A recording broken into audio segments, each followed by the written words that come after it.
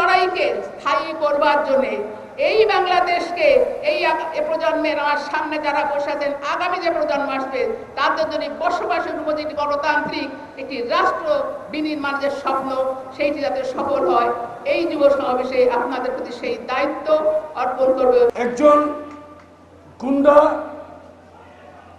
একটি এলাকা ধ্বংস করে, একজন সন্ত্রাসী একটি এলাকা ধ্বংস করে, আর একজন বেয়াদব সমাজকে ধ্বংস করে দেয়, পরিবারকে ধ্বংস করে দেয়, রাষ্ট্রকে ধ্বংস করে দেয়।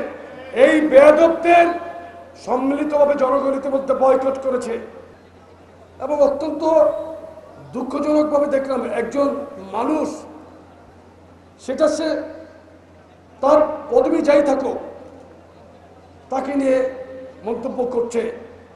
কি মন্তব্য করেছে? সেনাপ্রধান হজ করে এসেছেন, তিনি দাড়ি রেখেছেন, সে দাড়ির বিরুদ্ধে কটূক্তি করেছেন। কত বড় বেয়াদব তারা! মানুষকে ন্যূনতম সম্মান তারা দিচ্ছে না। এই সমস্ত বেয়াদবদেরকে বাংলাদেশের মানুষ শায়েস্তা করবে, আমাদের শায়েস্তা করার দরকার নাই। আপনাদের প্রতি আমি অনুরোধ করছি, তাদেরকে শায়েস্তা করার জন্য আমাদেরকে মাঠে থাকার কোনো দরকার নাই। আমরা যুক্তি তর্কের মাধ্যমে বাংলাদেশের মানুষকে বোঝাতে সক্ষম হব ইনশাল্লাহ যে বেয়াদবদের স্থান সমাজে নাই। একজন গুন্ডা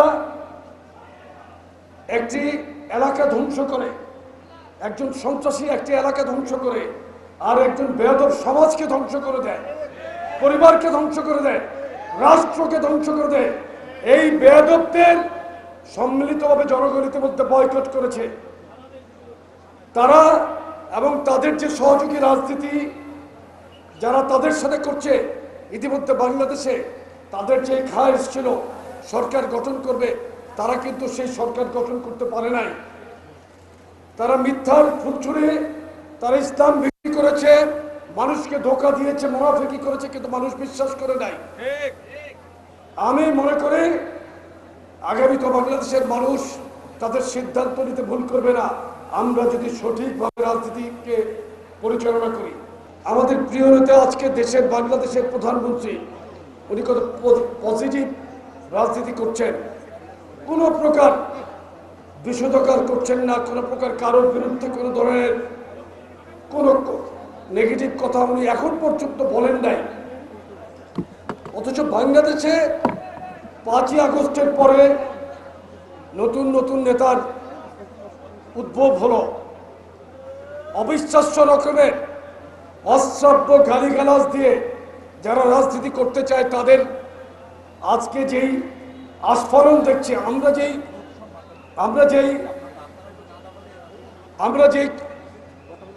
ব্যানারটা যে আমরা হেডলাইন দিয়েছি, আজকের যে প্রোগ্রাম শিষ্টাচার, এই শিষ্টাচারটা তারা মানছেই না। তারা সিনিয়র নেতৃবৃন্দ সম্পর্কে আজে বাজে কথা বলছেন। কোন রকম একটা বক্তব্য দেওয়ার আগে একটা তো পারিপার্শ্বিক অবস্থা তৈরি হওয়ার পরিপ্রেক্ষিতে একটা মানুষ একজনকে নিয়ে কথা বলবে, সেটা যদি স্বাভাবিকভাবেই যদি গ্রহণযোগ্য হয়, মানুষ সেটা গ্রহণ করবে। তারা যে কথা বলছে, আমি তাদের নামও নিচ্ছি না।